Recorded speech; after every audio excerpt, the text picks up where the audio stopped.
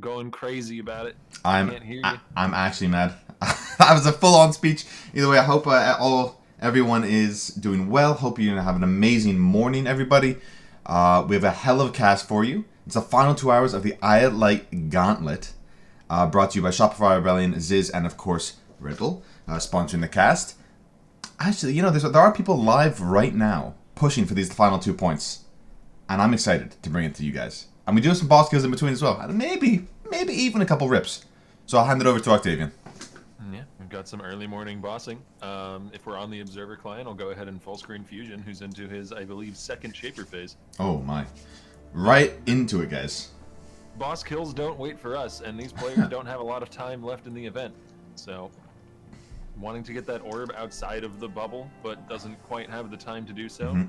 I would be cheating to the right side of the bubble right now, but he's staying towards the bottom so he can make an easy, clean exit, and he's going to get the 2 orbs down there. Anyways, Octavian's sound is very low, apparently. Let me see if I can just position the microphone a little better. It's on me. It's on me. I don't know what that dot was that was just on Fusion there. Was there a laser clone that was like invisible because he wasn't standing on a puddle and Shaper was basic attacking, and yet there was some kind of crazy dot on him. Also, Tatiantel just ripped off screen because we went full screen on the boss and Tatiantel ripped. No. That's just unfortunate. Can you? I mean, we went full screen because it's a boss fight with Shaper. That's actually brutal. The guy goes, we go full screen. I'm like looking. Finally, Tatiantel's in the final 2 hours, pushing up his Glacial Cascade totem build. I'm like, okay, we can watch this guy. It's gonna be awesome. He's been prepping all this time, and then it's like, no. The second we go full screen on in the literal last 2 hours of this 10-day event, the guy rips. That's. Oh god, those bullets came close. Yeah. Really Holy close. crap! He just threaded the needle there, but you know, it didn't quite touch him, and that's fine. That's good enough. Is this a Marauder shield throw, by the way? It looks like character model looks like a Juggernaut or a Marauder of some sort. There's another wave of bullets landing. That is Spook City. Really good ball management though. Just keeping it trying to keep on the outskirts, but you know, creating sort of this dead zone in the top right, which may not be ideal, but not the worst thing in the world either, considering you still have the rest of the arena. Yeah, the DPS does not seem to be on par with some of the Gladiator shield throw builds that we've seen. It could be that it's a hit based. I mean, it's more than likely hit based rather than bleed based as a Marauder. Which means that you don't have that uptime. I mean, using cruelty support, so I imagine this is true. Yeah. I don't know. I think are they popping? No, they're not. Maybe, is he running the gloves? Oh no, he's got corrupting fever. Yeah, this is dot based. You can see the corrupting fever stacks on enemies. Okay. This is the Marauder character model, right? Yeah. I'm curious what you go for as like bleed Marauder and shield throw Juggernaut. I mean, he's got endurance charges, so that would make sense. I mean, he's not. There's no way he's berserker because there's no rage or blitz, right? Like it's not like you're taking him just for the 40% more damage and some war price. Oh my god, so close. Yeah. Shaper's like about to phase, and he goes for another bullet hell. Because of course he does. So I guess you like. Yeah, you definitely go Jug then. Just for the defensive layer. I swear he ran into that bullet. Yeah, me too. Maybe he has some spell block. He is holding the shield there. It might have a spell block or somebody. That'd be just truly min-maxing just for that 1% chance. It only takes 1% spell block, by the way, to block everything in the game. Only takes 1. Yeah, if you have the luck of a god. You're a luckier man than I if you trust in that. That's come on. There we are. Nice phase. Awesome. Actually, is this the strategy, by the way, Octavian? Is this the true endgame strategy? Just to min-max your character for 9.9 days and go into the final 2 hours of the gauntlet and push every single boss with a min-max gear? This could be the 5,000 IQ, like, ultimate prep. This is turning Steel Mage strategy up to, like, 11. Yeah, I mean, that is kind of what Steel Mage's strategy was. Yeah. You know, we saw both Lighty and, well, to a lesser degree, Exile, but more than anyone else, Lighty attempting endgame much earlier on. And were it not for a critical error or two, then he may well have gotten all the bosses down and claimed the event a couple days before Steel even attempted some of his.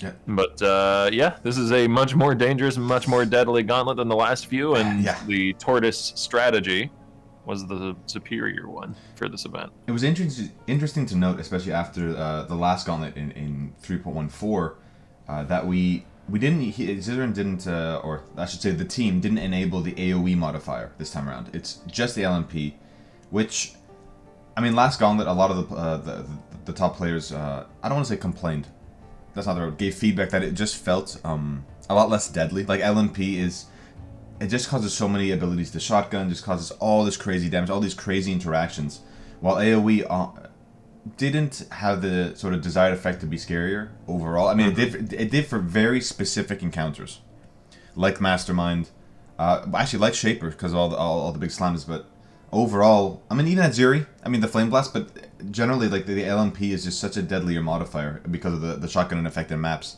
But it'll be interesting to see going forward how the team decide to sort of frame the gauntlet. Okay. A little greedy going for that bubble pop towards the end. Maybe didn't notice it until just then. It is the correct walks into a bullet again. Yep. The molten shell ate most of that one.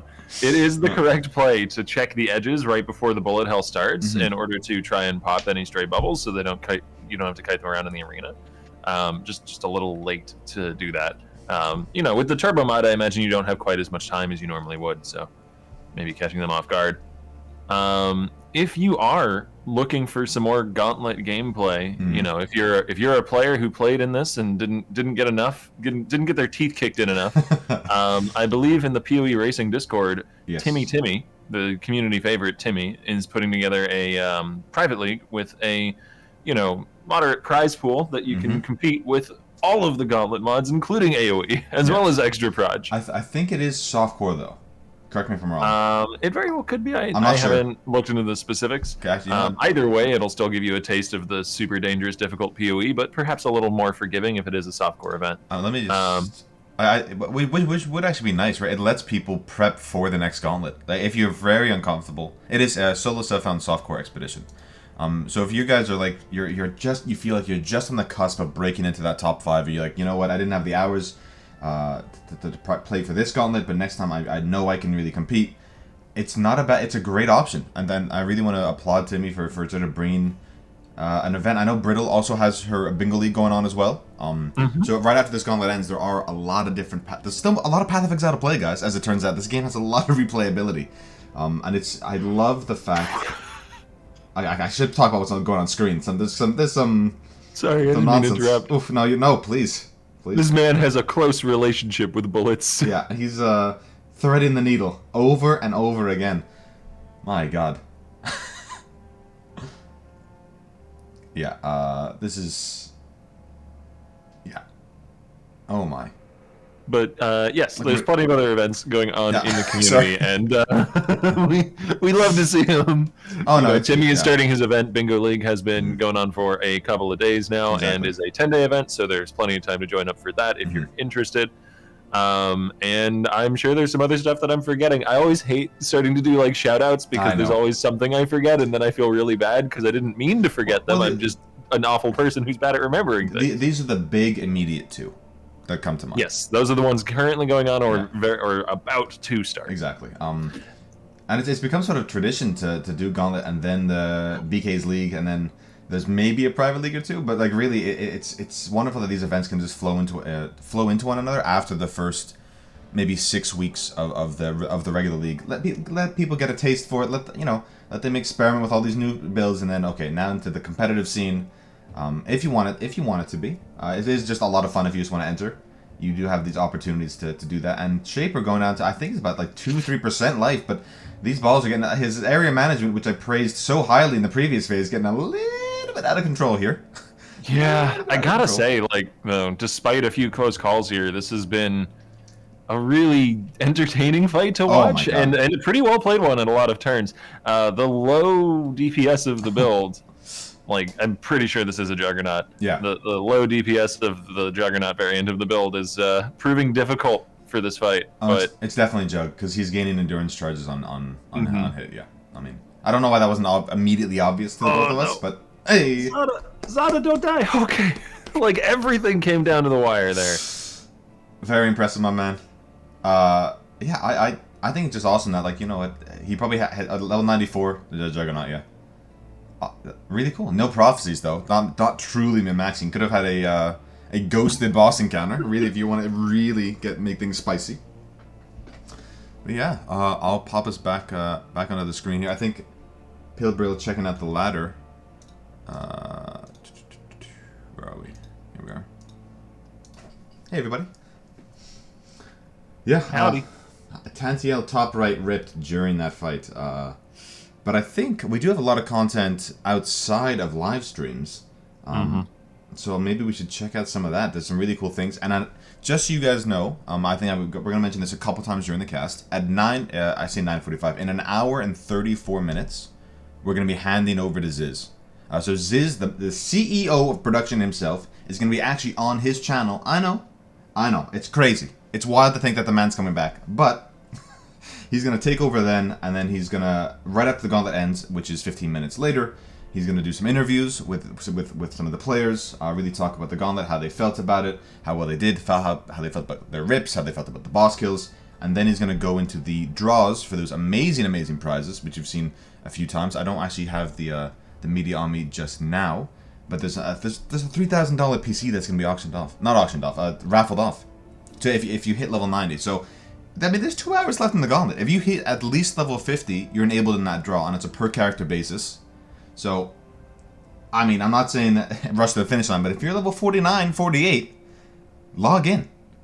Log in, guys. And it's going to be awesome. And those will be done immediately after us and then Ziz's interviews. But yeah, let's grab some boss kills, eh? I think we have Fusion, that same Juggernaut, going for either Twisted or Formed. I couldn't tell which one. My man. He put one of the big boy invites in his map device there. I am so happy. So happy that we have actual live content to bring you guys on the final day of the gauntlet. Where were the boss kills day 2? Day 5, Octavian? I don't know. but in the witching hour, midnight, the final moments, Fusion saying, "I'm going in.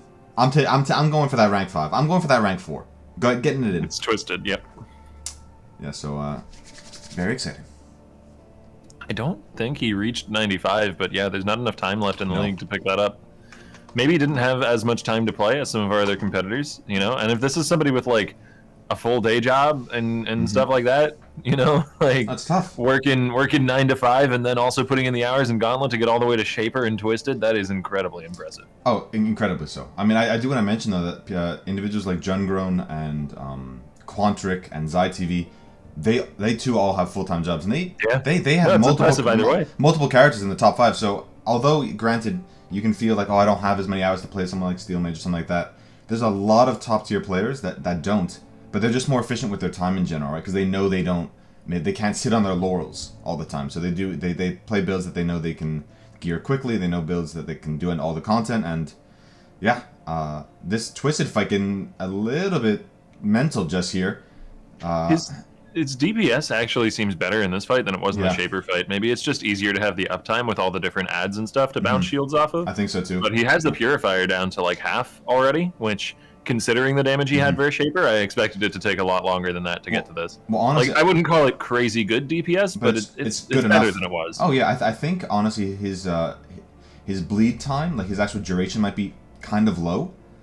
So he wasn't maybe able to stack 8 times on Shaper without bounces, but here he's able to bounce. Yeah. And he's keeping up 5 to 8 stacks on every boss. He goes a little low there to some of these degens, but playing the old ring around the rosy strategy, keeping him at bay and just tagging him whenever he can, and let the bounces do the work. And he is a pretty tanky man. Takes a big chunk there, though, from Eradicator.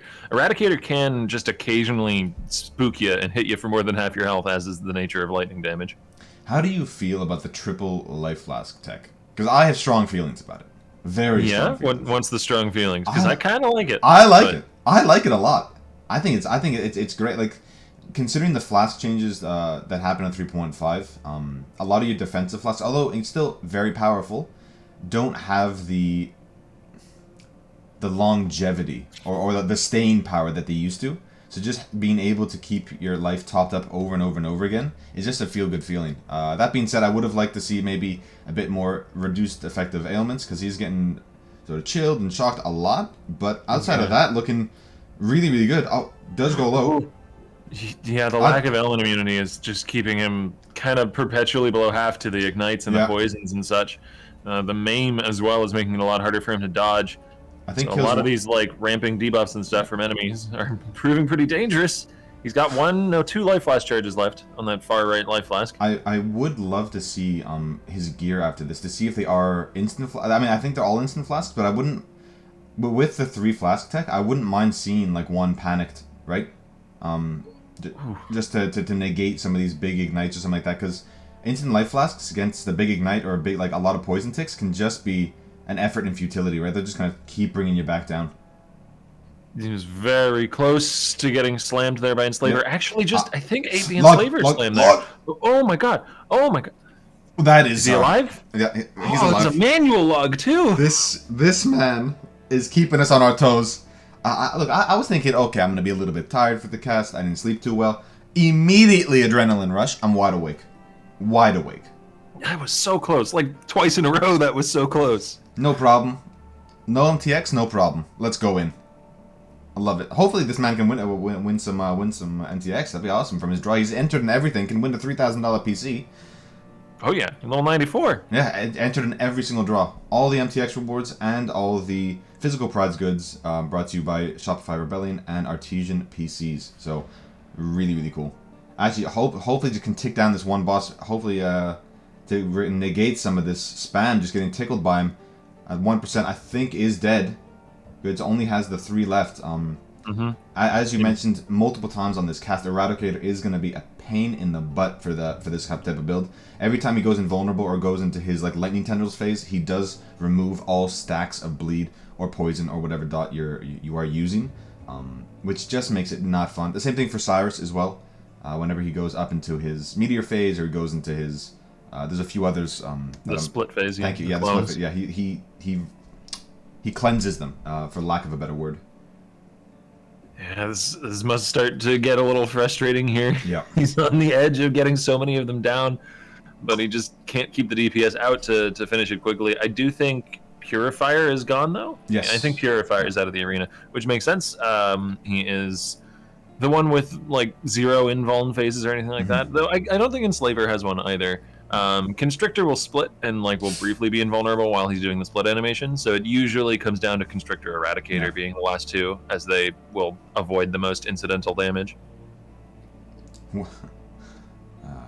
Looking smooth, and honestly, it's the ailment stuff. I feel like more so than just the damage from a lot of these abilities just taking him down, because whenever you get chilled or whenever you get actually, I think he might actually have shock immunity.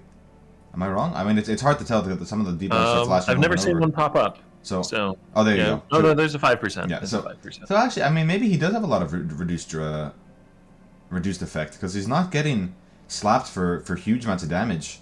Yeah, he may have been unable to get tons of Ailment of Void, so have stacked reduced effect instead. Yeah. That would make sense. I like going up to not the witch area, but the Templar area for that +1 max res as well. Maybe. I think that's wouldn't be a bad option. We don't have this guy's tree right in front of us, but not yet. Best we can do is guess here and there. But he is a Marauder, I believe a Juggernaut. So yeah, left side of the tree would be easier to reach that wheel.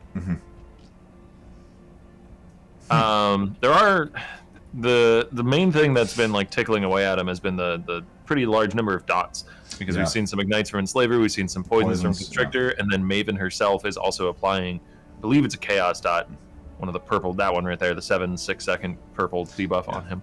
But yeah, no, he's got the fight in hand at this point. Constrictor's out of the picture. It's just mano-y-mano versus I was about to say Enslaver. No, it's Eradicator. It is actually really nice on Juggernaut.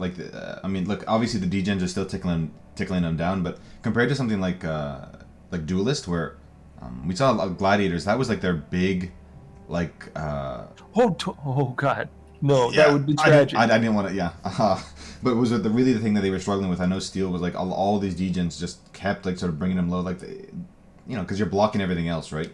But Juggernaut does have that wonderful node that the damage that you've reduced or whatever, part of the prevented incoming damage is regen back to you, and it just has 2% regen on the tree as well. It is Juggernaut does get a really healthy chunk of dot mitigation in the form of regen. So it is it's not too bad. I mean, look, it's not amazing, but it's better than nothing. Yeah, the major difference is just that like block is crazy strong. Oh no, yeah, but yeah, look, I'd rather take block versus that. Like no, what Juggernaut does isn't bad, but it's not, scaling the arguably most powerful defensive layer in the game. Yeah, I think I'd really like to see maybe not a rework to Jug, but maybe just a little bit more love for the Ascendancy. I think what it does well, but it doesn't do it better than any other Ascendancy, right? Like why is Duelist or Necromancer tankier, or a preferable tank, or even a Raider to a Juggernaut? Like that doesn't sit right with me. I would really like to see a bit more, maybe just generic incoming damage reduction or something like that. But that is not a job for me. GGG, I'm sure, are aware of the situation and hopefully can. Oh god dang it! Oh my god. Okay, right now. Come on, now Eradicator is just toying with our emotions here. Come on, man. And he's got to be careful not to run under him, because he will chunk some damage out while in this form, directly underneath him. Marion making a really excellent point. The big advantage of Jug is you're not competing with Steel for rank 1 of your class. You're not wrong, Marion. That's big true. And gets 2 Crescent Splinters. Are we going to see instant Maven? Huh? That 2 bosses in a row. Let's go for 3. Let's go for 3. Come on, Fusion. Awesome. Maybe Formed. I don't know what other bosses this player's taken down. It looks like those are the first 2 points from the center, so yeah, Formed has not been taken yet. It'll be a damn shame if Fusion thought it was next Monday that it ends, and he only started, like, Sunday. He thought it was Saturday. He thought that was day 1. And he's already, he already taken down Formed. Oh, it's only been 3 days. I'm a god gamer. I'm probably head of the pack. Has his secret Juggernaut tech. But before that, I would like to check out his, at least, maybe not full, no, let's full screen the ladder. Take a look. If you could, Octavian. Oh no, we don't have it in the. Yeah, you'll just have to pull it up in a different window, I guess. Actually, you know what? I think I can add it as an external source here. Racing or ladder. Sorry for the clicky clack, guys. Import. Yeah, I think that's okay. Full screen. External source. Yeah, exactly. Faderon with the tech. Literally, for those in chat that don't know, Faderon, who is in chat with the wonderful VIP badge, is the man who made the casting tool that we're using. Is the one making the leaderboards for us to look at. Like this stuff is wild, how much work this man puts in, and I cannot thank him enough. I really want to emphasize how important the work Faderon has done for this community. It's look, these events would not be what they are without him. So big shout out to him. I will take our cams off because I don't want to take over the leaderboard. But no, janitor, no, you are a like joking, memes aside, genuinely a pillar of the community, Faderon. Genuinely a pillar, and I can't thank you enough, my man. All right. Yeah, pretty much if you've like watched any PoE racing streams and stuff over the last couple years, and you've been like, "Oh, that looks kind of nice. They're using a pretty cool tool." Yeah. Those graphics. Ooh, that's you can thank Faderon. Well, I mean, even the ladder, even all this interaction, it's all him. Graphics. Yeah, pretty damn cool. Actually, we are gonna check out. We were saying, Fusion XY. Hopefully, his character name is the same. Fusion. You want a fun fact? Mm-hmm. There are 12 people alive in the top 50 players. Actually, Fusion XY is actually ranked 2, by the way, with Marauder. And that's without his Shaper, which we just saw, which is 2 points, and without the Twisted, which is another 2, so 4 points. So he's actually at 108. He is about to overtake Fightgar in the literal last hour and a half of the race. Ooh, drama. So he needs 3 more points. What can he do here? Maybe he just goes into Maven for 4 points and just wins. I will. Or Uber Elder? Do you want to bring down the ladder and check? Oh, I'm looking. I think he had an Uber Atziri ready.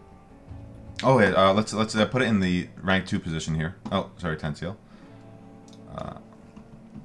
That's nuts. Yeah, no, he's got an Uber Atziri set there in his stash, ready to go. I don't know if that's his current plan, though. He's got a couple Elder sets there. I just want to that are half completed. I'm gonna check out his gear. His name is just Au. So okay. AUUA. His sword, his main hand is really nice. For those that don't know, when you're using Spectral Shield Throw and you are doing a bleed build, your main hand essentially acts like a stat stick of old. It does not affect, like the main hand damage of it doesn't affect, but the stats on it, like the attacks have 30% chance to cause bleeding, 44% increased damage with bleeding, and the physical damage over time multiplier is just generic for your character, so it will affect the shield. And obviously, definitely the better option over something like Prismatic Eclipse or anything like that. Although attack speed is really, really nice for this build, generally the builds do not struggle to keep the stacks up. Although that is exactly what I said he did have trouble with during the Shaper fight. But that was just me theorizing. Maybe that was the problem. Actually using a really nice talisman. Like, really nice. Oh, but I think also what he did is he made it into a talisman. Using the... which it's betrayal, but I always forget. Jorgen. Yeah. Jorgen. Yeah, exactly. Jorgen in research. Yeah.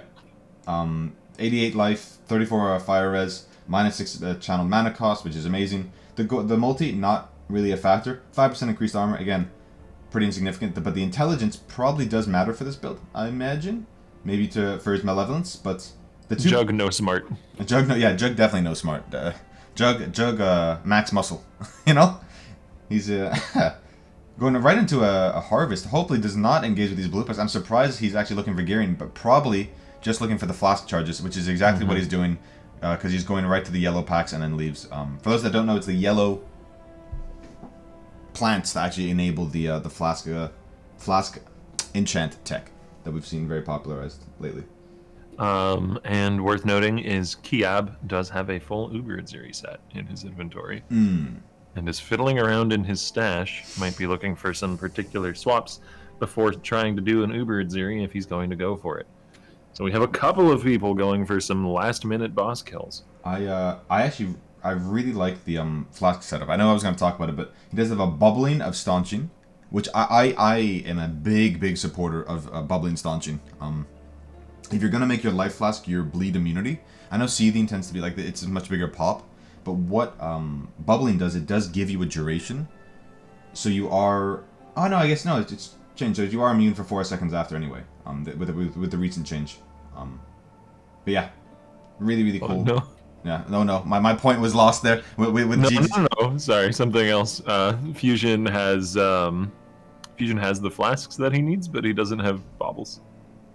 And he can't buy them because he doesn't have whetstones. That's unfortunate. For those that don't know, you can buy baubles from the weapon salesman in any sort of act for whetstones. A lot of people just like struggle, like, oh god, I have no baubles, I can't buy them. Yeah, well, you have 400 whetstones because you've been picking them all up to sell for wisdom scrolls.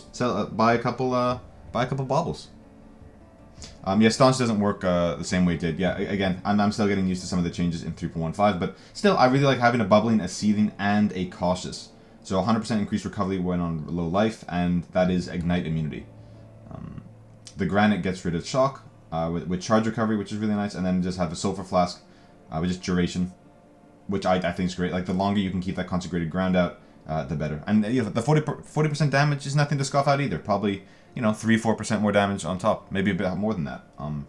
Gloves, gloves has reduced effective chill and shock on you, and then the boots also have the same modifier, so it has 50% reduced effect of chill and shock, just shy of that, on his boots and gloves, and then I imagine grabs him on the tree. I can't look at his tree just now, guys, but it is running a 2600 shield, so not the best. That's pretty solid. Yeah. That's pretty solid for solo self-hand. What is nice though, it does have socketed eye gems have 10% reduced reservation, and I think he's not, and I don't believe he's running blood magic.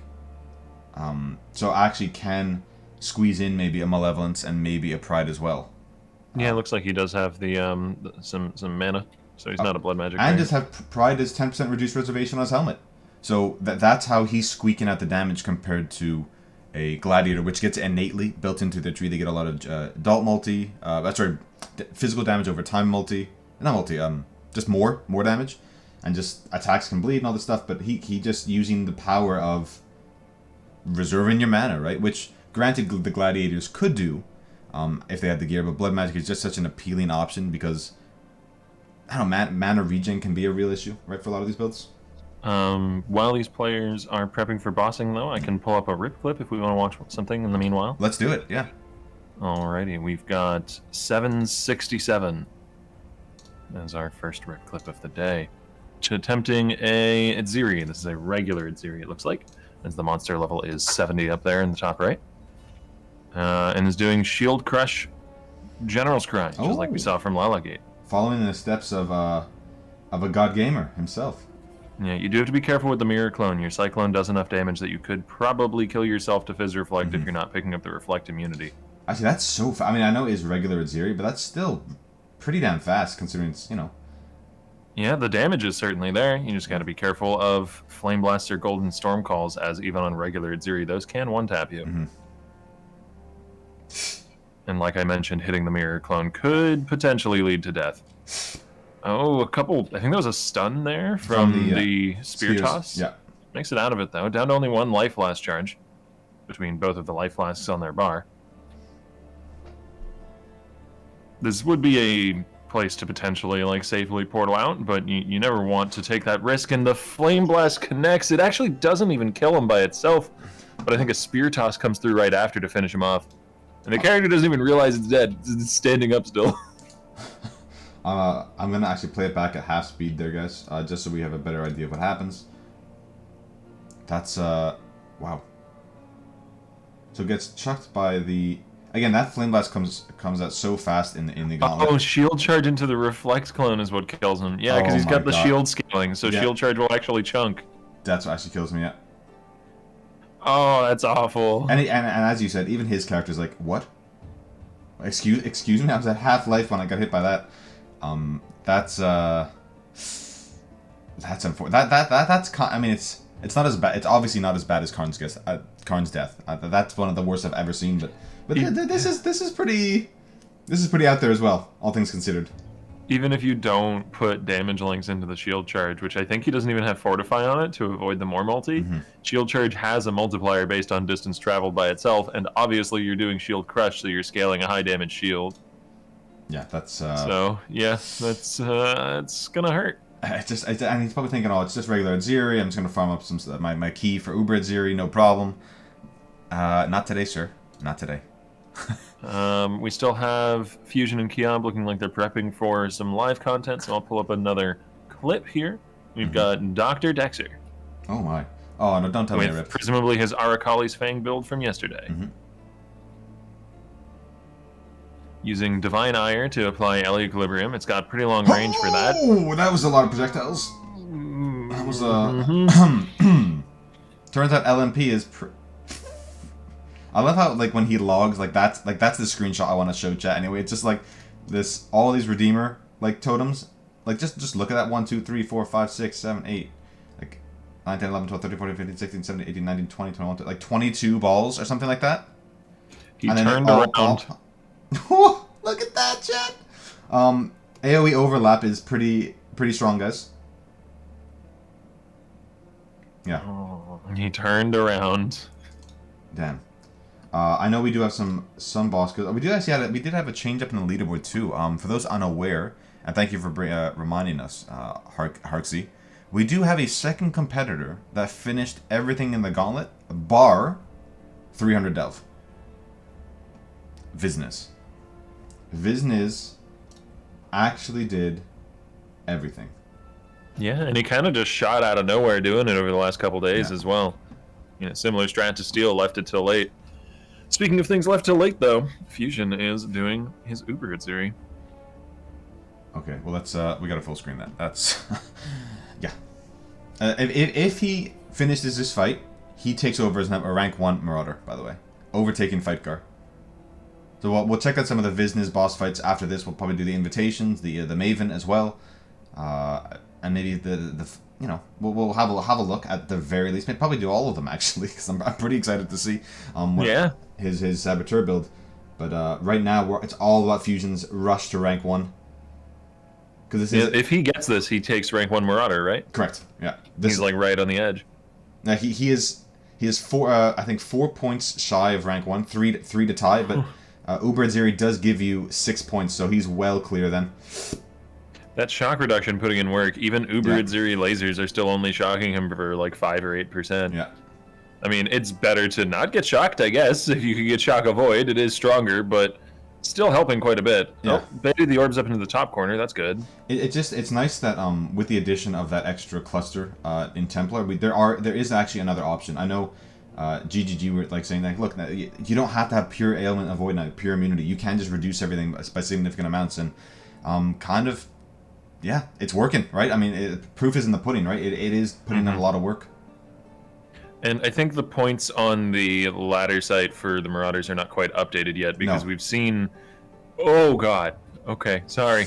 Sorry, I was going to go into the ladder details, but he ran with some ball lightnings, and I am very surprised he's alive. Oh, my God. Extra surprised he's alive. My goodness. That's, That is a tanky boy. That's ridiculous. He went to... what? I think he actually went down to, like... He was like at 200 or 100 HP or something. It was hard to see. It was very fast. But Molten Shell. I mean, yeah, Molten Shell saved him twice. Molten Shell just saved his ass. For God's sake, Infusion, take a second, calm yourself down. Good God. He actually brought in Chrome so he can re-Chrome for a separate gem setup. I like the tech, but my God, I had a panic attack just watching that. Good God. But yeah, so like I was saying, the ladder hasn't updated yet. No. Fusion has gotten 2 boss kills today. He got Shaper and he got Twisted earlier. So he is only 1 boss kill away from taking rank 1 Gauntlet. They just haven't been updated on the ladder just yet. For those that don't know, we do like production, which we like to meme about a little bit, but they actually a person checks every single boss submission, every single bounty submission, to make sure that they're legitimate, right? So this isn't just some bot that we can program. Like, it's manually done every single, like, hundreds of boss kills. So yeah, it's a full-time gig, guys.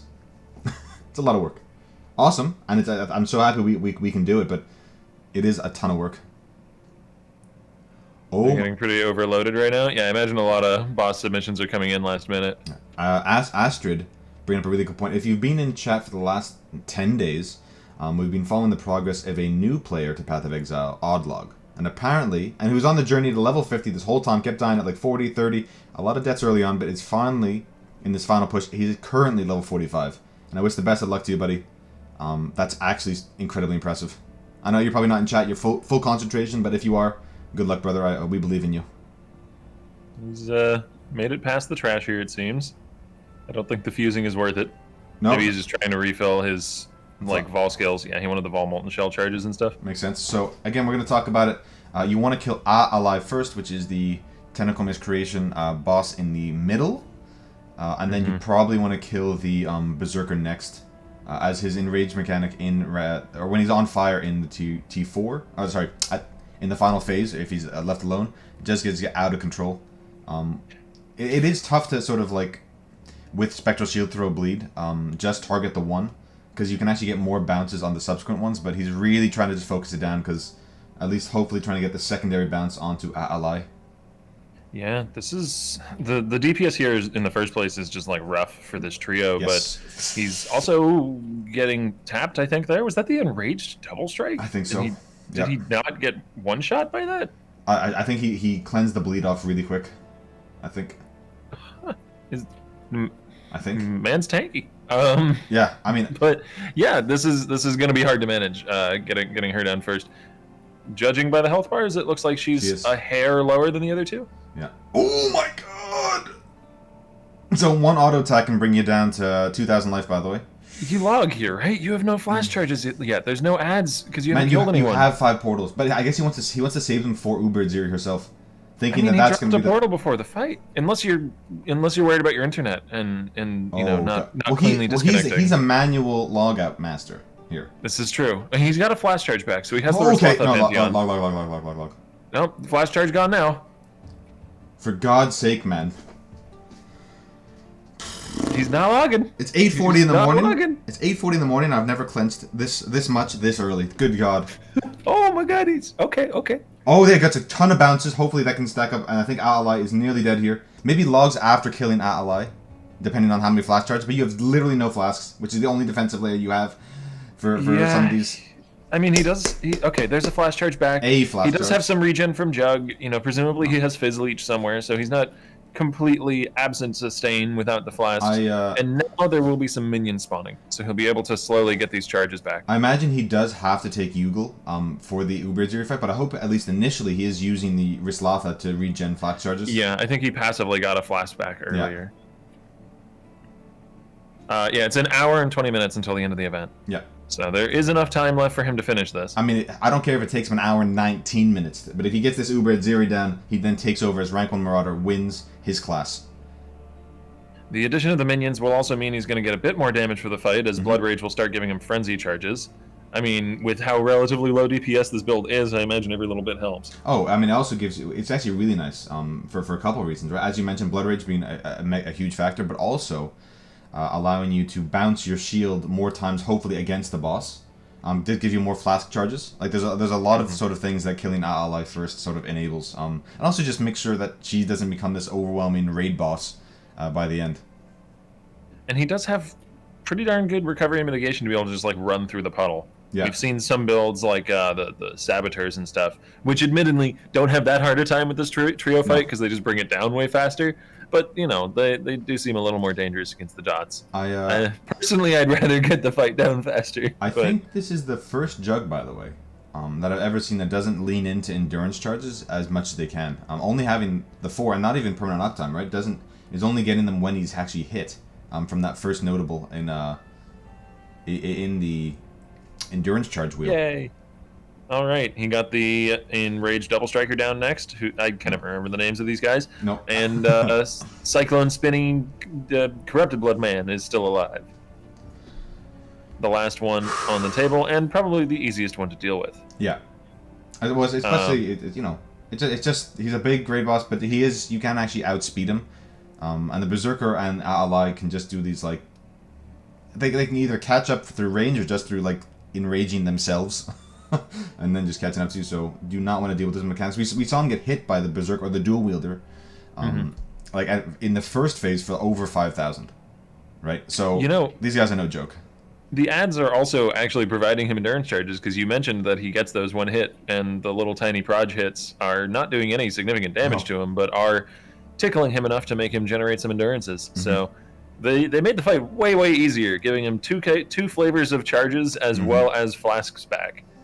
And I think this is just like a matter of time. Oh yeah. Did he almost get swiped there? Well, I think I just saw some like the Tentacle Miscreation attack, and I forgot it was phase 3. I was like, oh no, he's about to get splintered here or Raina Stormed, but very Raina nice. Splinters. I don't blame him for sitting and stopping for a second. May not be the cleanest Uber Atziri, but you know what? If he gets it down, then it doesn't really matter, does it? Yeah, I mean, claps for that. Big claps for that one. I mean, this like hasn't logged, by the way. Being brought down to maybe less than 1,000 life multiple times, or at least it looks like it, because you just see the health bar go like blank. But it, you know, usually when you rewind the VOD, like it's never as bad as you think it is. Sometimes it's worse on occasion, to be fair, but looking pretty smooth. Not taking these mob phases or these in between phases lightly either. And we'll probably do the tech that we saw Lighty do, which is bring one of these slow walkers here up to the stage so he can vigilant strike if he does have to log for Uber Atziri whenever he needs to. And the only time we've seen him log was manual in the middle of a twisted fight. Yes. Like this man is living the Jug lifestyle. Yeah, literally living the Juggernaut lifestyle. Just like I'm an immovable object. What do you think? You think I'm gonna die? You think me, the Juggernaut, is gonna die? Get out of here. Oh, be playing it real safe around this blue pack though, and I don't blame him with the double charges. It looks pretty dangerous. I'm not sure what his chaos is. We haven't had a chance to check, but it might not be. I know. Look, I know Juggernaut does get chaos res on the tree if you grab it, but since he hasn't leaned into endurance charges as a whole, I'd be surprised if he grabbed that node. I imagine his tree looks like the endurance charge node, the recovery node, the movement speed node, and maybe the chaos node. I think that's the last one you take because you don't really care about accuracy, right? Yeah, I mean it's some additional fizz mitigation too. Yeah, like 1 or 2% or something per endurance charge, so it's still rather nice. and just maybe couldn't afford the points, or maybe needed like the extra 4 points just for damage, right? Because I imagine he's all the way over on Duelist and all the way over on. He's definitely near the Marauder one at least. I'm unsure what he's going for here. His Vol skill and Flasks are all full. Maybe just looking to get hit by something to have endurance charges up. Yeah. Place your portal, dude. Place your portal. Yeah, and he's thinking, okay, I don't want fortify up. Let me go drag somebody. Yeah, okay, smart. And then he can also use Enduring Cry if there's one mob there at least.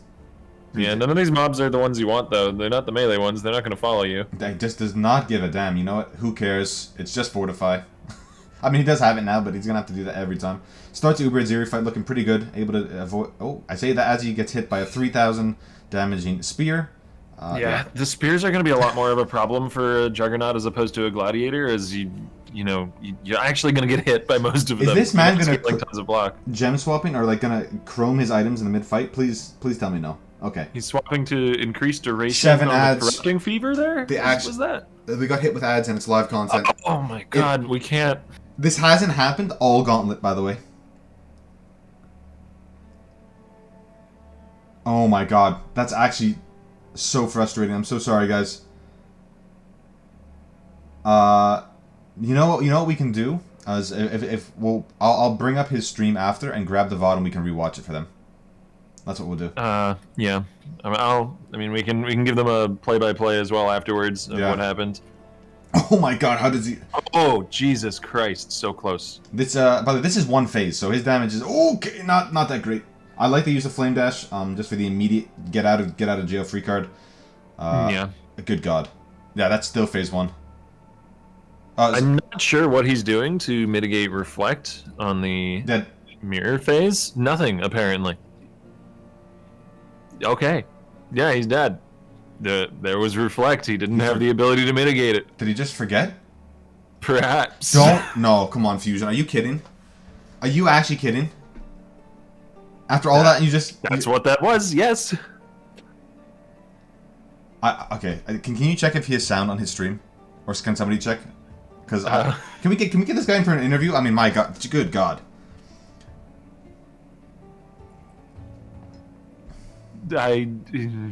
Maybe he had a ring that he was planning to swap in, and in the stress of the moment, he didn't swap. Well, we have the clip at least for chat. I'll pop it into the tool here, but okay. Yeah, that's. I'll be honest, I'm actually mad. I'm actually mad.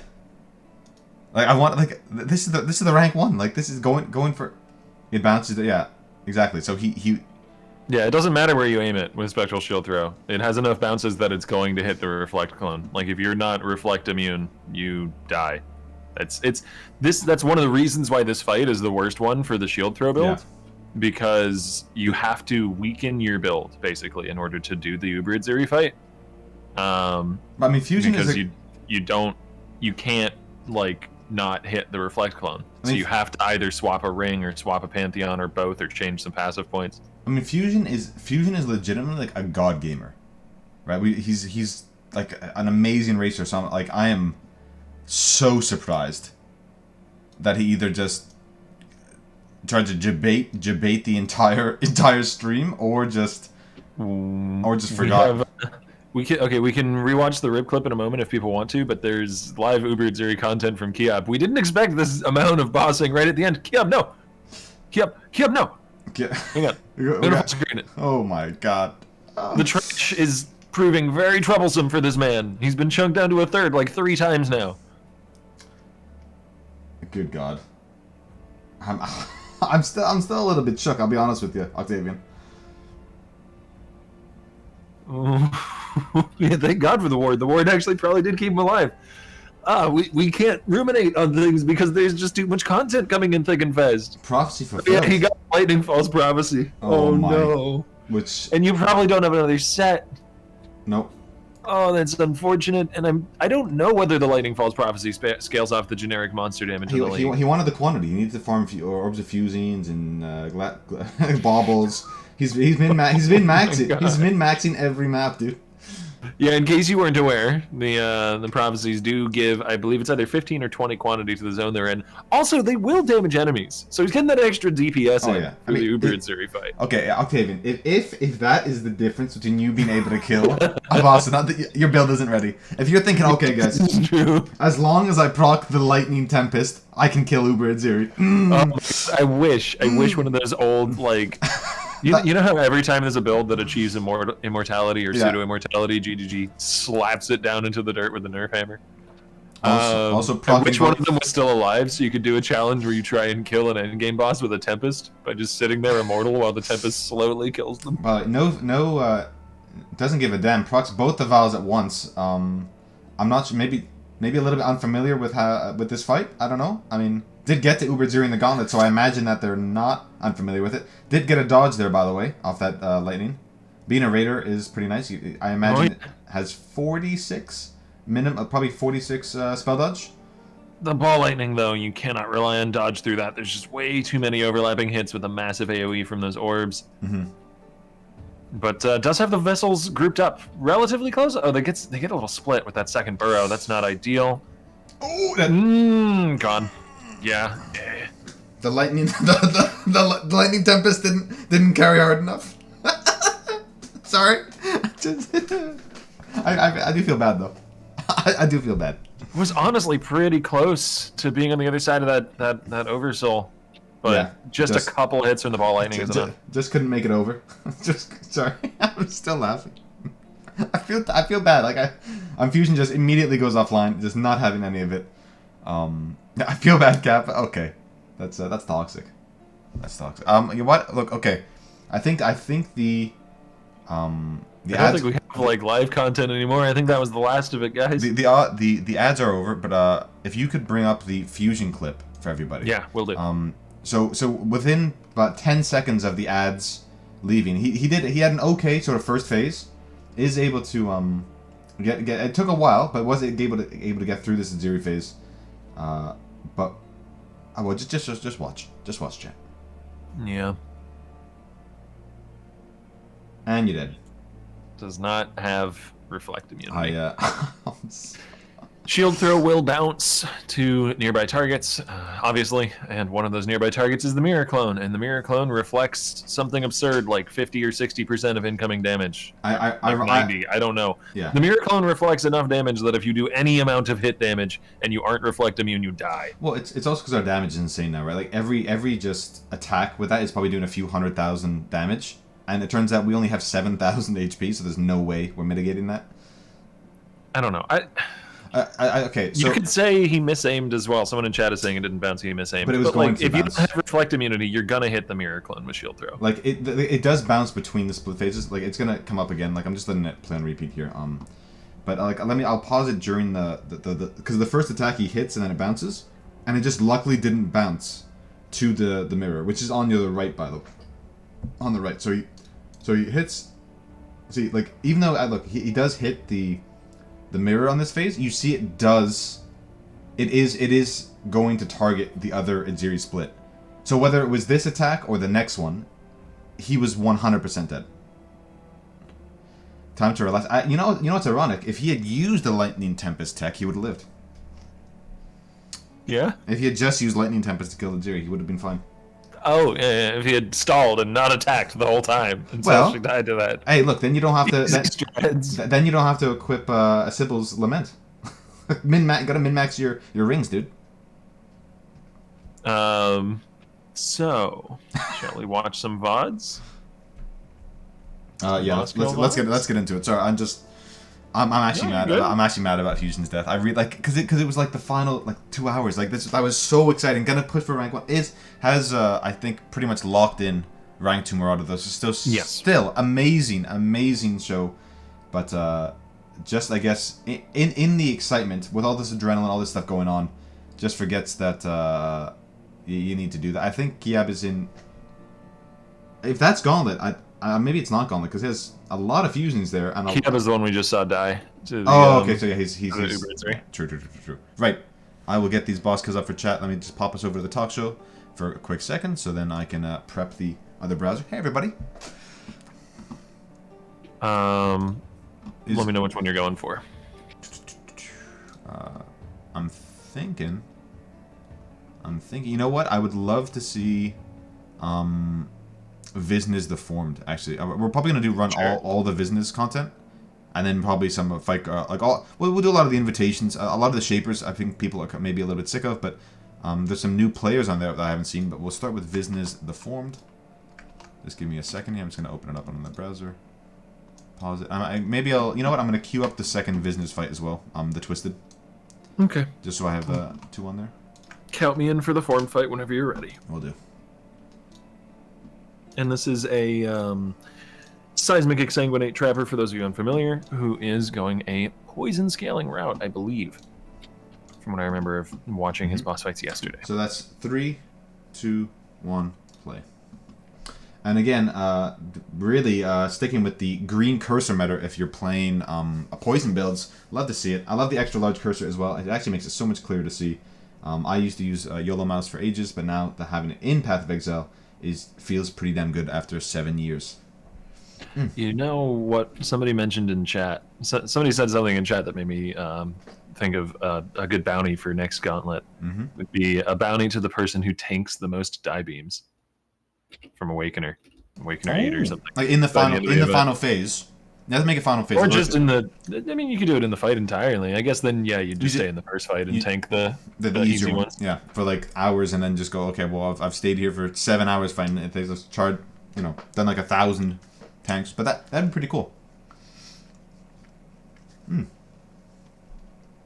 Going over the gear before the fight. Some nice shaper gloves with supported by trap. I was very excited to see people maybe attempt Simulacrum.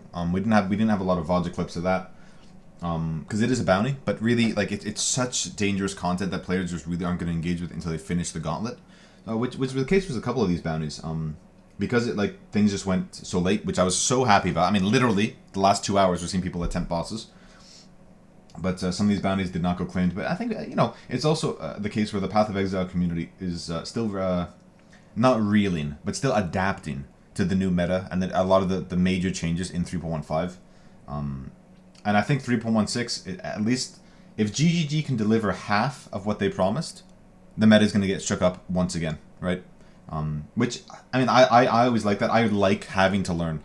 That's very exciting to me. Minotaur is the first target here. I like the positioning. Walking up next to Minotaur to bait him to use either a slam or a basic attack rather than burrowing immediately, because if he had burrowed immediately, it would have wasted all of the seismics that he had initially thrown. So very good positioning there at the beginning. Actually, a little bit of cool tech here. Actually has all his sound effects turned off except for voice lines, so we can listen to what Maven's doing. Goes low there. Oh, yeah, that was a nasty slash. Yeah. That's what we saw get Lily, or a large part of what was responsible for Lily's death yesterday. What is really nice about the seismic trap is just like if you look at the AoE this thing's pushing out, like he's hitting all 4 guardians a lot of the time when he just procs these things. Like it's a third of the Maven arena. This stuff's wild, and they do overlap a lot of those things. So, oh my gosh, the spam! How is he not dead? This man, how did you live through that? Holy crap! It's not tech. Sound lags me. But the thing is, he hasn't turned it off in his. In the files of Path of Exile, he's just muted them in game with the sliders. Because for those that don't know, if you just mute them in the sliders, technically they're still playing, but the volume is just set to 0. Yeah, cool programming facts for Path of Exile. Okay, he's taken the time to ensure his flasks are correct. Okay, this was the problem. It wasn't me getting hit by 4 abilities in a row. It was the Flask's fault. Yes. I mean, he only lived because of quick fingers on those recovery flasks. Yeah, true. Man's dead without those. I think there was twice that he dropped low enough the next hit would have killed him, but he timed the flasks correctly. Positive chaos res as well, which isn't actually that easy to do on the Saboteur. Yeah, I mean, the second you get positive chaos res, it just... I mean, sure, it's gauntlet, so everything hurts a lot more, but it feels really, really good.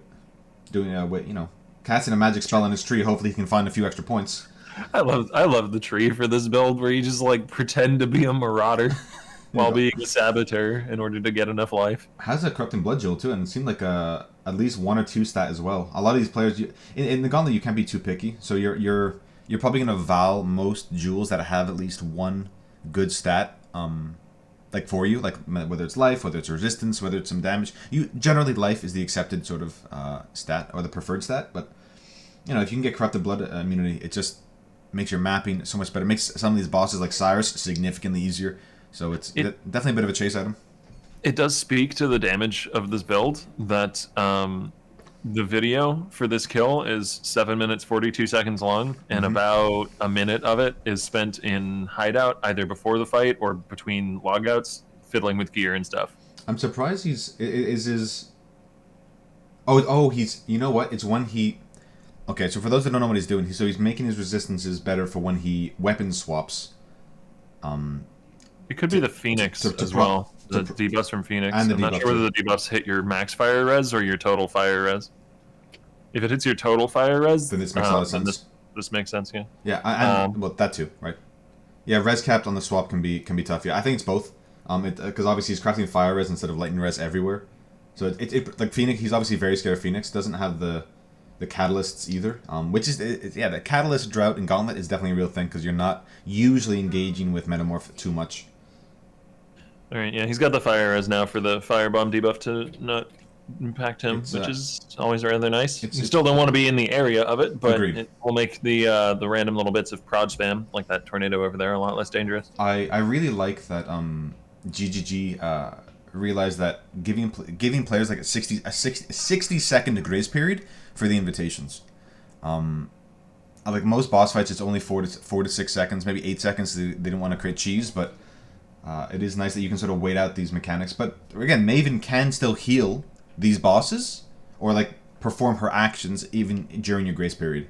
So yeah, the debuff on the firebomb is as he charges it, not when he hits. So even if you're just like next to him when he starts the animation and then you dodge away and avoid the explosion, you'll still get debuffed, and the tornado Phoenix tornadoes can be much more dangerous. It's that little spinning wheel above his head. I guess it's not spinning, it's stationary. Really trying to stay on the right side of Hydra so he just can't get hit by these arrows, but easier said than done.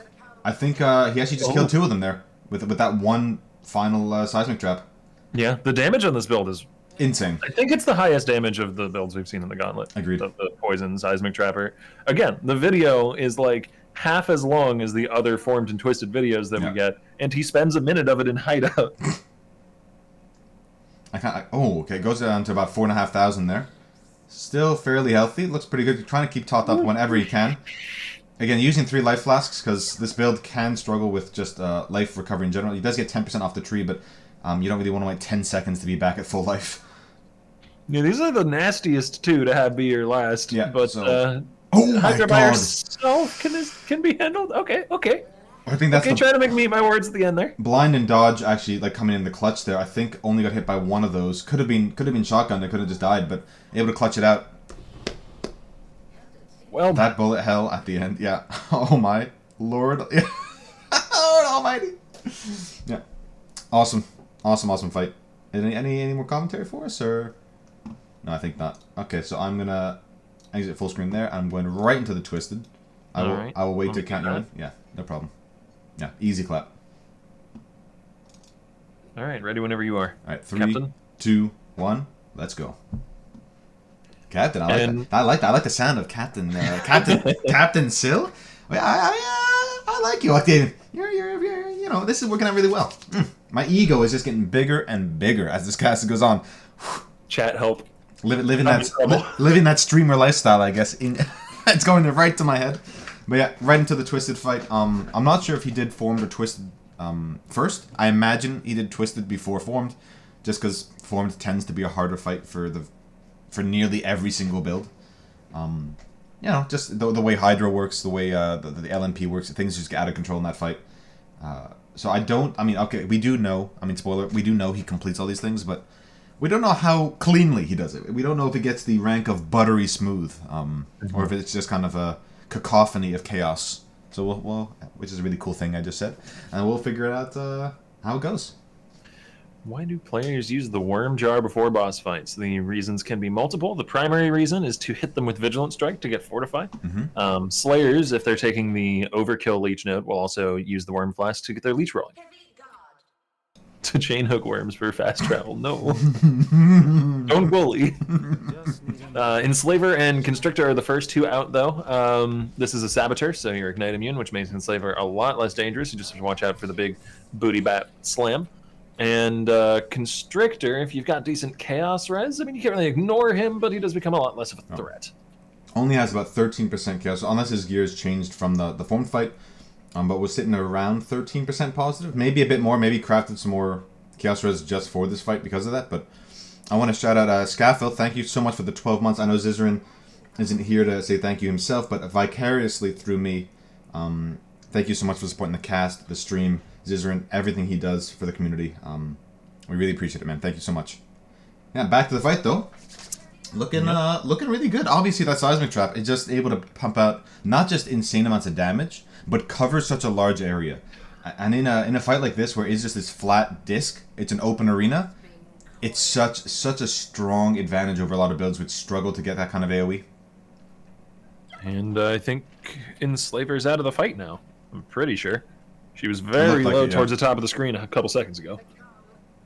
And with this being a poison build, very low a couple seconds ago probably means dead now. Exactly. Again, Enslaver, we mentioned it before. Oh, goes actually quite low there. For those unaware, Enslaver, whenever he goes into his Lightning Tendril phase or goes into his invulnerable, like this phase, the Squid phase, does cleanse all the poisons off. So he's probably going to be the last one standing yet again. I think it's like every fight, yeah. But yeah. The Frost Bomb, by the way, is brought in order to mitigate the regen that Maven is applying. Yes. Maven is giving them guard skills, twinning one of them, and giving recovery now and again. I think just wants to get this one down. It just, every subsequent boss you clear just makes the fight significantly easier, right? Even going from 4 to 3, it's not just like, oh, okay, I've reduced it by 25%. You've probably doubled your survivability, honestly. It just... I mean, things just get really, really wild when there's multiple bosses on a screen, right? And they're all just doing their thing, and as it turns out, they're all aimed at you, trying to kill you. They are not happy about the situation. They're not your friends. Nope, not today. Constrictor almost out of the picture here, though. Yeah. And, of course, as you said, Eradicator last. Yeah. So this fight actually... It's very low, though. Yeah, this fight looked really smooth, though. Pretty much as I expected. The fact that he could get through deformed that cleanly, and I know he went low and had like proc dodge a few times, probably some blinds, but overall looked really, really good. I suspected this fight was going to be kind of an easy clap for him.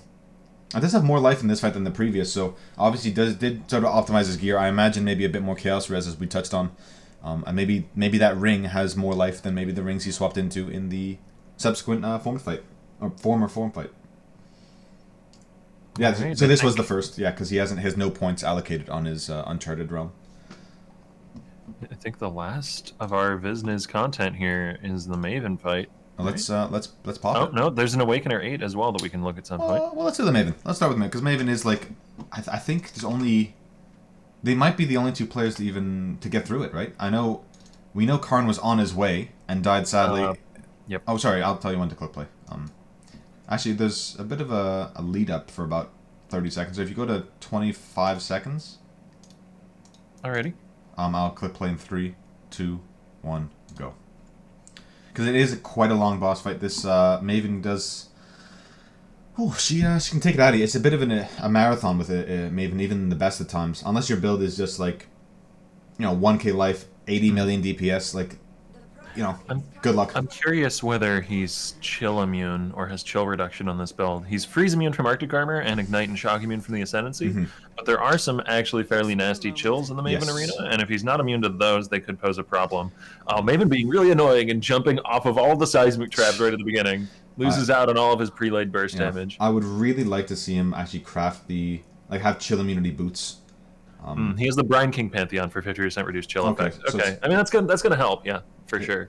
Yeah, I mean it's something, right? It's better than a lot of the other options. I mean, granted, Lunaris, I think it is, or Solaris, the one that gives you a 20% chance at 50% reduction of incoming area damage is really nice, but not a major factor in this build in particular.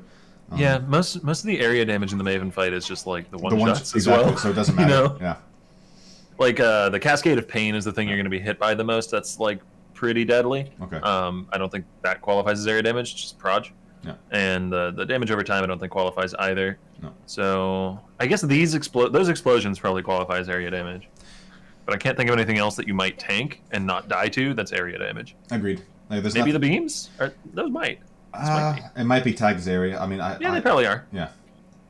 Again, but as Seedmo pointed out, we know he was using Atziri boots previously. I just thought maybe he would swap it out for this fight, but I guess losing the 16% spell dodge is too much to give up. So just going with Brine King. Maybe, I mean, I don't think anywhere near any other sort of chill reduction, but yeah.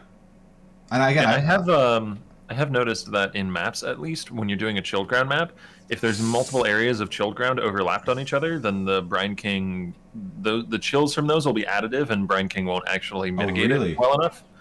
I don't know if that's the same thing that can happen here, but at the very least, as you can see, the chill from Cascade of Pain is mitigated down to 20%. Yeah. Again, we've mentioned it multiple times in the Gauntlet, or at least, losing control of your character, any sort of movement and parrying abilities, tend to be the scariest thing in Path of Exile. It may not be immediately obvious, but the second you can't flame dash or you can't just run out of a big degen or something like this, that's when you're most vulnerable. And obviously chills just that's what they do, right? Because these are not insignificant. These are big. These are like very significant. Like you can't move, you can't run. If your dashes are out and that's all you're relying on, I mean, good luck. These mini bosses seem like they're handpicked to all be as much physical damage as possible. Yeah. There's the courtyard boss casting vulnerability. There's the thicket boss providing a physical aura. Mm-hmm. There's the EK witch and another courtyard boss providing spam of projectiles that are fizz based. And then there's the Crimson Township boss doing a fizz dot. Like that was like a Pokemon team that was picked to all synergize for physical damage as much as possible. That was ridiculous. What the hell? Yeah, that's. I mean, does the Thicket boss also grant frenzy charges? I think it can, right? It might. It does an enrage kind of effect. Yeah. When it does a little bongo looking ability, and it has a fizz aura. So there were multiple dudes buffing and debuffing. Like there was Vuln as well as a fizz buff, and then there were like multiple proj fizz bosses providing the DPS. This is the first time we're seeing someone place the degens on the outside, and I actually really like the tech. Obviously, it makes the memory games significantly easier to see, which is a huge thing, but also just allows you to sort of kite in the middle of the fight during that final phase where it just feels really good. So it's not affecting all the quadrants the same. You can just sort of try and keep them in like the 80%, like anything below there, you're fine. So as long as he just cuts off that top area there, you're looking pretty good. It has pros and cons. The con then would be that the memory game, it can be a little harder to safely stay to the outer edge. Yeah. And if you don't stay to the outer edge, there's a chance you dip into the explosion as it goes off, even if you successfully complete the memory game. But if you're quick at the memory game, then you don't have to worry about that. You should be okay. And again, I'm going to talk about it again, but I like the sound effect. The sound effect tech, just so we can know exactly what attack is coming out when, and doesn't have to rely just on visual cues, right? Because there's no music, there's no sound effects. It's just the voice lines. All the life flasks are packed and topped up to full, though. Good recovery. I'm surprised. Oh, he is trying to overlap them. It's just tough because again, his going in that degen, he just doesn't have the recovery that he wants to stay topped up in that area.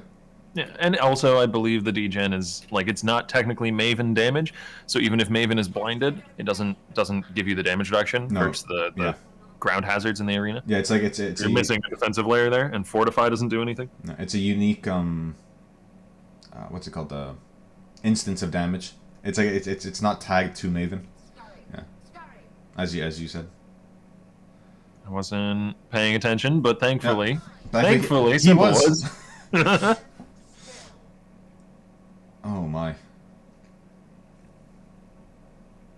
Looking really good though. I mean, obviously these phases are taking a little longer than I think Steel's were. Actually, the bleed damage coming out from Steel was pretty insane actually when you think about it. But funnily enough, I thought this build was sort of going to just chunk through or do a ton of damage, but she is able to just cleanse them off at the most opportune moments, or more importantly, just teleport out of the damage. Right? He can't stack his traps as much as he would like. Yeah, she's thankfully not quite as trigger happy with the teleports as Cyrus is, but She still does have an ability that will clean off poisons when she does the memory game and turns invulnerable then. And also, as you said, likes to teleport off of active seismics. So there, all the poisons that were stacked are gone now. And yes, in answer to the question in chat, this is a poison variant of a seismic exsanguinate trapper. So I think a lot of people who may be unfamiliar with the build think that the seismic trap is used for AoE.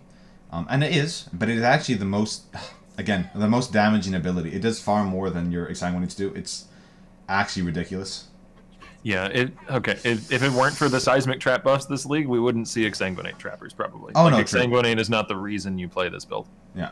Exsanguinate is a tool for like good coverage and also conveniently doesn't have mana problems because it costs life. Exactly. So it solves a few problems for like mapping and that sort of thing, but seismic is the real like power player here. Agreed. It's the reason that it's the build enabler, right? Really.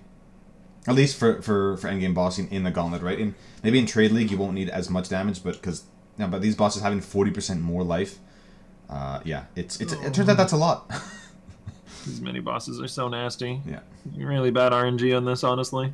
It's not the literal worst you could get, but the synergies between them is pretty silly. Yeah, the Crimson boss as well is just such a nightmare. I mentioned it last time that we watched a Maven fight, but it's worth reiterating again for people who maybe aren't aware. But if you look at the beams that the brain is pointing out to the sides, if you look at where those are targeted, there's the floating bits of terrain on the outside edges of the arena. It always targets the center of those. There's little circles in the center as well, so you can tell where the beams are going to be. So you can know where the beams will be before they spawn and not be standing on them as they spawn. We did have a question. This is Vizniz, who did lock in rank 2 overall. Not just for his class, but just overall. Really awesome. I think only has, Delve Depth 300 left. And VSM Carnage asking where do we have a POB for this? We do not. But if you head over to POE Ninja or you head over to the ladder, you can find a few characters that play it. Zai played an amazing version of it. Obviously, Vizniz playing an amazing version of it. And you can just import their character to POB. And I believe Zizaran has a tutorial on how to use POB in general. So if you don't know how to import builds directly from someone's profile, go check out Ziz's YouTube. Who won overall? Steel Mage. Exactly. The event. And the same device for you, Gojira. If you're looking for Karn's build, you can just import his profile right to your POB directly. If you go in the top left, I think it's import, and then you got to enter their account name, and then just find the character. Yeah. Okay, another memory game here, happening frustratingly often, which is to say at all, because this event is just frustrating. Sorry, I'll leave my own vendettas out of this. That's fair enough. The big change, Carnage, from I'm Exile's version to this one, obviously, is the fact that this scales the chaos damage over time, versus just the on hit version you scale crit. Yeah, so very different in how they scale the damage, but both doing crazy amounts of DPS and can get very similar DPS. But what is nice about Poison is that it's persistent damage, right? Although it can be cleansed, as long as you hit them and get this poison on, even if they teleport away, at least you can have some damage ongoing, right? Which traps, they have to just be on them at all times. You know what though? Looking really smooth, and in this final phase, like the ball prep is like way better. Really, I actually really like that he went low there, decided to really manage them, because this is, I think, the final setup for the balls, right? And it was a relatively safe moment to drop low because the Maven was prepping a memory game, and Brain doesn't fire during that time, so no other damage was coming. It was very controlled. Yeah. Should be about to phase in just a second here. Able to pop all those balls really. Oh, and I didn't even see those, the degen balls, but was able to mitigate those as well. I think they appeared during that entire cacophony there, that chaos that happened. So yeah, Proxer final brain phase, looking really good. So but the true fight sort of starts here. Maven final phase is the test. I mean, granted, still has a brain phase in between, but I think this should be okay. Just has to worry about getting shotgunned by some of these mini bosses. Agreed. Yeah. Something in my throat, and yeah, there's a couple spectral throws landing. Yeah, you don't want to see that, especially with the Gauntlet LMP. These things they do so much damage. So much damage. It's just such an obnoxious set of mini-boss. There's Duedre, too. Oh my There's god. Toilet Witch. I actually love gosh, give him a break. I think that's like the best name. The thing, what is nice about this build though, he can just target the brain for everything, and the innate AOE from Seismitrap and Sanguinate is able to just clear all the mini bosses anyway. And yeah, I swear that mini-boss phase was like more dangerous than half the earlier fight. Yeah, that was that might have been the worst RNG we've seen this Gauntlet in the Maven fight. So it's top left, top right, top. Yeah. Yeah. Oh, he tanked the beam. His recovery is off right now. He can get instant recovery from instant life flasks. The recovery beams just turn off anything over time. Gets hit. Oh, he tanked another one. Yeah. Obviously not happy about that. So the 10% regen he can get from his ascendancy just obviously turned off for this whole thing.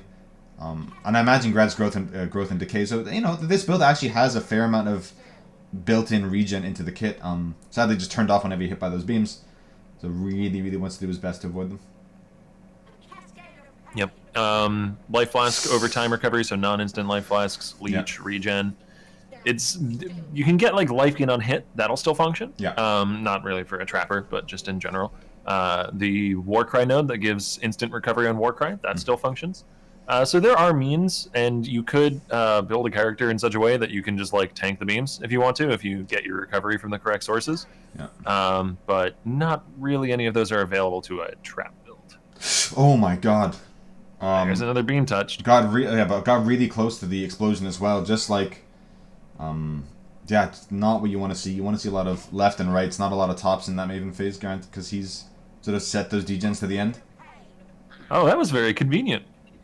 He was like having to play around her off screen, and she's like, "Here, let me help you out," and just teleports right next to him. Say hi. Let me just come over and say hi. Okay? Yeah, I mean that's what you want. Yeah. Oh, it does. See, a lot of his like half the duration of his seismic traps are just being ignored because she's TPing out, which is just a little frustrating. You really want, yeah. Again. Obviously, we said before, but the seismic trap is really where he's going to see that big single target DPS. Sanguinate's not nothing to scoff at either. But it's really those big cooldown traps. Hopefully you can get a bear trap on top as well, and just double dip with the damage. Maven memory fight here. No, at least for the poison variant, even if she does teleport off, if she's not going to the memory game and going immune, she'll still have some poison stacks on her, so she'll be taking some amount of DPS. I thought it was left. Oh, it is top. Okay. The bear trap could be useful in some boss fights for slowing them, but I think it only scales hit damage, so I don't think it'd be that good in the poison variant. Yeah. Then why? Then I mean, I'm surprised that he still has it equipped. Maybe he just wanted it for the, like the actual utility, just like being able to sort of essentially lock other bosses in place. Yeah, I think he came really close to touching that beam again, but somehow it didn't land. The hitboxes on the ends of these things are confusing and mysterious to me. Yeah, I would have really liked to see actually a siphoning trap in this fight. But I mean, she does TP out of it a lot, but. It is just a nice little bit of tech, right? A little bit of extra regen maybe lets you just top up a lot faster. Considering the triple life flask, presuming they are all instant in some capacity or another, is a really nice tech for if you do manage to tap a beam a couple times. Yeah, I do like. I imagine he is using Rislatha as well, like the Pantheon, like for the small node. Just will have those up like the vast majority of the time. Yeah, does not care about the beams. To be fair, to be fair, it's better to focus on the memory game and get that done and not get one shot by that thing than like if you feel like you can't like I'm not sure if his dashes were down or something, but you just have to get that done, otherwise you're gonna die. So not an ideal circumstance, but still put on a bit of a show. Yeah, no, it's the lesser of two evils. You're absolutely right. Yeah.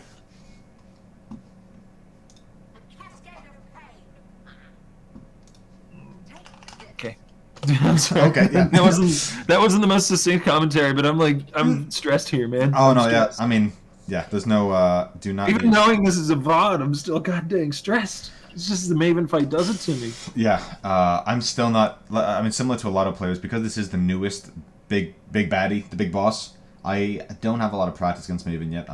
I haven't been running servers. I've never run servers for other people, so I'd always try and farm these things up myself. But I didn't have a ton of time to play in Expedition myself, so didn't even engage with this boss this league. And no, he hasn't logged out once. And yeah, memory game or the memory game explosion has minus 9,000 player dodge and player block chance associated with it. It minus 9,000%. Sorry, player dodge and player block chance. It literally cannot be dodged or blocked. Every time you bring that point up, it just makes me giggle because I feel like GGG's like they have so. It just tells me they have so much faith in their player base. Like, look, we know you cap out at 75. We know there's a cap. There's a maximum cap, and even with the max res, like maybe you can get to 80, 82. But they're gonna break our game eventually. So here's minus 9,000 block. You cannot block. Yeah. That's I just think that's such a. I don't know. I just like that. I mean, it's their game. They could just put in a cannot be blocked tag or something. I know. I kind of would like it to be like 9,000. But I guess this might be the easier way to accomplish that. I don't know how the code works in the back end. It might be easier to just put a huge penalty on it instead of trying to make a Boolean function for cannot be blocked. Yeah. Somewhere where that doesn't already exist. I would have liked them to make it 9,001, so we can say even if you have like so it's over 9,000 block reduction. Over 9,000 block reduction. Oh, she's so close. No call. I don't blame him. Probably can't afford the links, but Vegeta would be very proud of GGG. And able to take her down. Actually, big, huge. Congratulations, dude. That's the first Maven of the league. Oh, orb. Oh, he gets an orb too. That's the only Maven's orb in Gauntlet because this is the second Maven fight, and who is it? Steel Mage. I was about to call him Cyrus. Steel Mage didn't drop one. I know it's SSF, but that's worth infinite amount of mirrors now in the Gauntlet. Awesome. Hell of a show. I would love to see Cyrus fight Maven, though. They used to do that with some of, like, back in Incursion League, they had all the different architects fight each other in an arena, and they made a video out of it. It'd be really cool to have Cyrus fight Maven. I'm gonna bring how their faces and stuff would work, though. I'm gonna bring us back to the main cast here, but we do have a clip of Oddlog, again, a member of the community. Who is this was his first league ever expedition, so obviously but entered into the Gauntlet regardless, and I think died 50-60 times, but is finally sort of getting to this. Got to Act 4 once, died, and I think we have a clip of a boss kill from Oddlog. It may not be the boss you expect, but it's it's pretty damn awesome to see the progression that we've seen over the last. Do you want me to pull it on? Or? Yeah. I just don't want to do them both at the same time. Yeah, I want to avoid the white screen. I'm just letting you do all the stuff today. All right, I'll do it then. Awesome.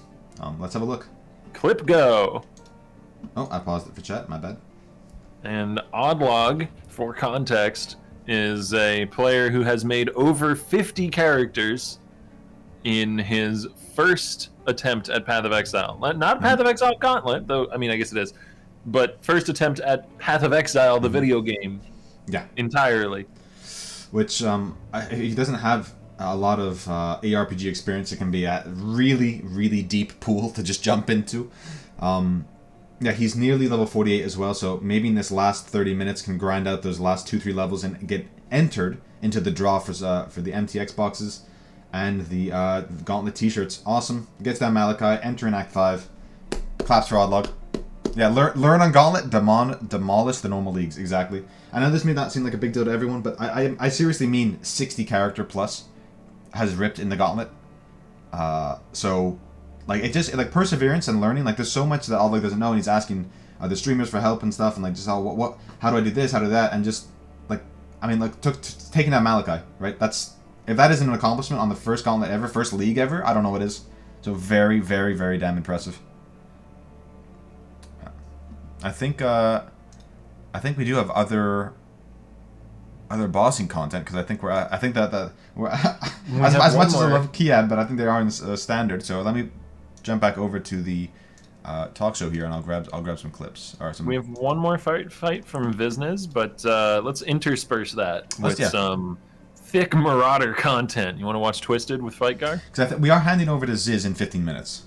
But, okay. So, but yes, I would love to see Fightgar. I want to see the Fightgar fight. It's only 6 minutes. No, it's fine. No, I'm just saying. I just want. It couldn't be another 15-minute Maven fight. Let me transition over here, guys. To the browser. Professional streamer, by the way. And 3, 2, 1, play. And this is the rank 1 Marauder fight Gar going up against Twisted with a Protector War Chief build. And for some reason, it's really dark. Is that the same on your screen, or am I? Okay. I imagine he's turned off like made the bloom and all the effects like really low. It just kind of looks like washed out a little bit, right? Yeah, it's a little weird. But hey, whatever works. We can still see the content. We can still see the chief. We can hear the content. We can hear those war cries going off every 2.3 seconds. Very cool. He has basic attack on left mouse button. I hope he changes that before the fight. I love that he weapon. Okay, it's on his weapon swap that he has that. Okay. And he just gets rid of it. Yeah, he's like, get out of here. I'm not swapping weapons. No problem. He's just showing off his gear, which this is why I love Fight Gar. He knows we're gonna like put this on stream. So sometimes he like writes commentary for us to show us the gear. But, yeah, we don't need to go into the ladder after and check. We already know. He's even showing off his auras and such. He's got them skitterbots going. And the nice chill to help control things, as well as a damage scaler. And we've seen Fight Gar take down, I believe it was I-83 Katarina was the last fight from Fight Gar. I don't know what else is on his checklist, though. Yeah, he's just mentioning that the Fizz boss could do a lot of damage. Yeah, it's probably what he's most scared of. I think it could just be, not the lighting, but he just turn the graphics a lot lower, just so he doesn't have to like worry about like maybe his system not handling some of these very intensive, very graphically intensive fights. Like the invitations, like there's just so much going on. It can just cause a lot of frame skips or something like this if you don't have the like a strong GPU or something like that, or CPU in the case of Patreza. A lot of processing power. And the build here is a Chieftain, full physical damage, Impale, War Chief, and Protector totem. Yeah. The DPS from this has been quite good on the previous bosses we've seen. I'm curious to see how it pans out against Twisted.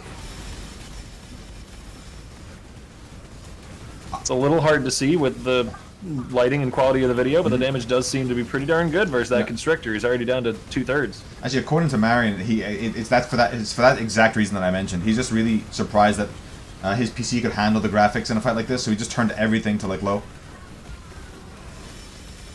Yeah. And we don't have any like requirements for streaming or recording or anything like that to participate in the gauntlet. You just have to record to be able to submit VODs for the boss fight, so we have proof that it was done. Yeah. We still can't. Sadly, we don't have the technology yet to just do that automatically in game. But for now, we're just seeing these totems, the boys, just wailing on them. I really like that he's just placing them in the middle of the fight because he knows that there's always going to be at least one guy roughly near the center. It is. Like, the lack of AoE on a build like this actually does harm him in the invitations, right? It's more of like a place the boys down and let him wail on them, but these bosses move around a lot. Yep. You do have some solid DPS uptime, assuming the totems are survivable enough to stick around, and I'd imagine he's picked up things like Ironwood on the tree, which will help a lot in that regard. The getting chilled for 10 to 17% often, and I think those ignites, I mean, he has a ton of regen, thank God, but those ignites, I imagine, are pretty damn big. Thankfully, Chieftain just gets insane amounts of recovery. Yeah. The fact that he's being ignited... Well, actually, oh my God! He may not even be doing anything if he's Tesalio. He might have unaffected by Ignite. Oh, true. It does go down to roughly, like, I think sub 1,000 life. Hard to see, but that was really low.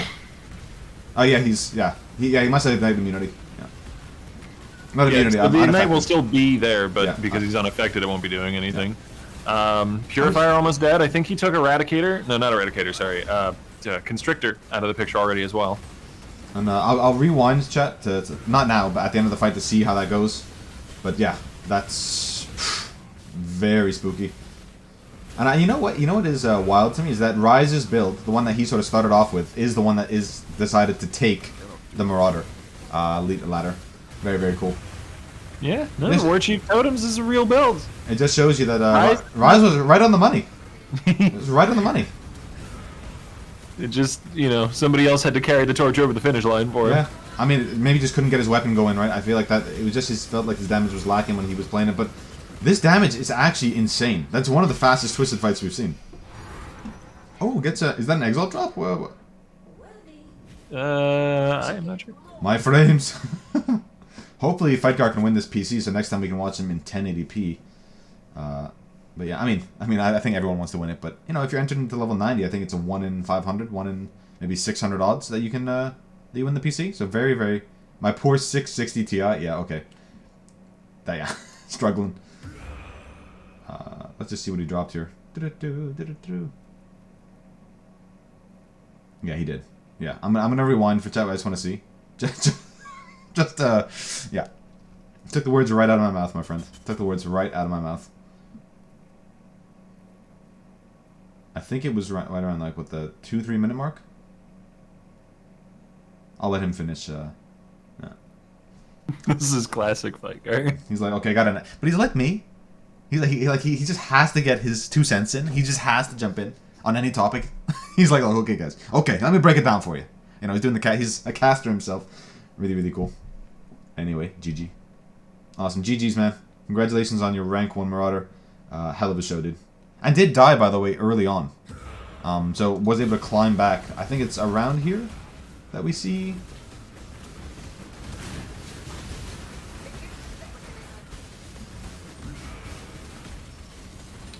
I'll tell you which time point when it does happen. Sure. The shield throw Juggernaut misstepped in the Uber Atziri fight and forgot to spec the Pantheon power over to Reflect Immune, yes. So died to the clone phase. You know what? It might have just been the Pantheon, or was it the ring as well? Can we check his character? Because that would be tragic if it was just the Yugal. I think there was somebody in chat earlier saying that he had forgotten the Pantheon. Because he did Rislatha, right? He had that because he was Rislatha before that. No, Pantheon does exist. I thought there was still a reduced reflected Pantheon, yeah. Yeah, on Yugal. I'm just speeding through it at 2 times speed. Haven't seen it yet. It must be around here. It's 340 was the close call? Okay. Thank you, chat. I mean, I was reading chat for a second and it went low. Oh my god, yeah, okay. Okay, yep. 340, 342. So if you want to have a look there. I'll put it at half speed for chat. Are you blind, fat? Yeah, I was reading chat at the time. Might be. And I'm gonna go frame by frame.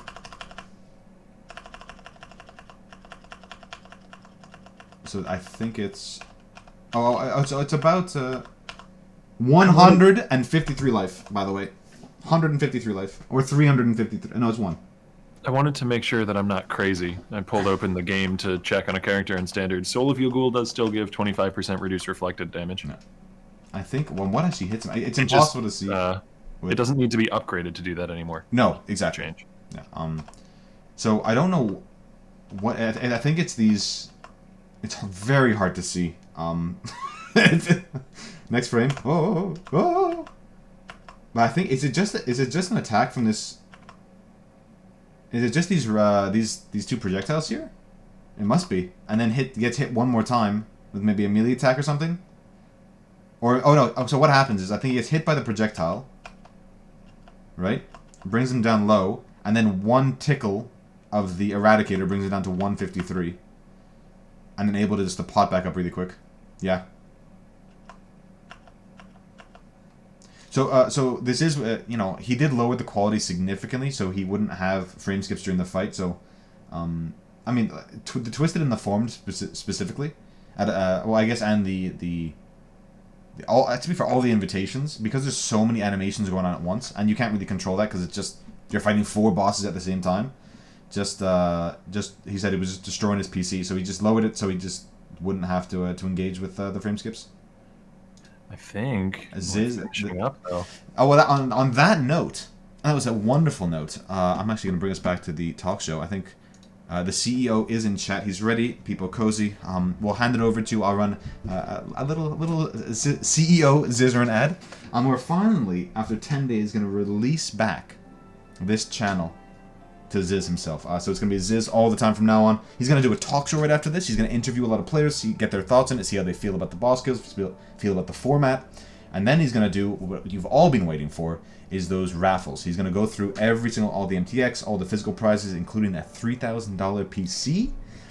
And there will be a lucky winner crowned today, right? I mean, it's awesome. And you know, congratulations to Steel Mage for winning the whole event. Thank you so much, Redbull, for sponsoring the cast. Shopify Rebellion for not only sponsoring most of the physical goods, MTX, but also doubling the prize pool that was made by the brought by the community. Artisan PCs for the amazing prize as well, the $3,000 PC.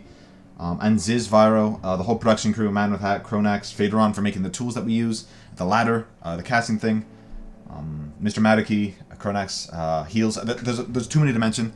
Obviously, my esteemed co-host, Octavian. It's been an absolute pleasure not only getting to know you better, but also just casting with you. I've learned a lot, and I can't wait for the next gauntlet. You did an excellent job. Oh, Shopify is paying for the Artisan PC, but still, Artisan makes some pretty good PCs. But yeah, Shopify Rebellion, amazing. Thank you so much you've been an amazing partner for this entire event, and it's really damn cool. I'll give it off to you, Octavian. I've said my piece. Yeah, no, it's been a hell of a ride and a hell of a time, and I appreciate the opportunity to cast for the event, and I'm glad everybody's enjoyed watching it, and I hope to see y'all participating in the next one and hanging out in chat here and on all the participants as well. You know, go and give some love to the racers, to the people who dedicated tens of hours, 12s of hours, many hours to slamming their faces into Gauntlet for your entertainment. And as someone who maybe isn't a streamer generally, I really want to thank chat. You've made this a lot of fun, and the outpouring of love that Octavian and I have received over the course of the last 10 days does get me a little bit emotional. It's really lovely to feel appreciated and know that we've done something special here. If you do have any comments, or you think that we could have done things better, or you didn't like certain things, please DM us, because hopefully we're going to cast multiple gauntlets or other events in the future, and if we can make it a better experience for you guys, we definitely want to do it. And on that note, I will end just shortly and send it over to Ziz. Thank you so much, guys. It's been a pleasure. Bye-bye. Bye. Hi there! I'm an advertisement. Nobody likes advertisements. What about advertisements with Zizaran in it? Nope. Guess I'll leave then. But not before telling you to go to shop.zizaran.com and buy a Gauntlet t-shirt to support everything we do with events. Thank you for the support, and I hope you're enjoying watching the Gauntlet. Shop.zizaran.com. Buy merch to support the Gauntlet. This is a threat. Don't sue me, but it's still a threat. Thank you. Nice.